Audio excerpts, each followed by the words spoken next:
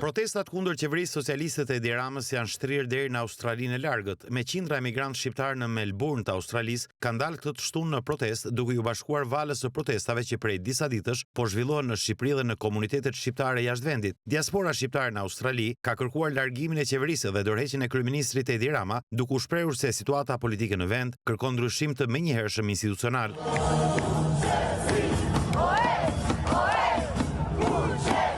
Po kështu edhe diaspora shqiptare në Dublin të Irlandës u është bashkuar protestave mbarkombëtare për largimin e Edi Ramës. Oratorët në protestë denoncuan qeverinë socialiste për mungesë transparence, korrupsion dhe shitjen e interesave të vendit. Dua të shpreh mbështetje dhe admirimin tim për të gjithë ata të rinj, student, familjarë, fëmijë të vegjël dhe prindër, të cilët na kujtuan edhe një herë se Shqipëria ka Zot dhe Zoti i saj janë shqiptarë.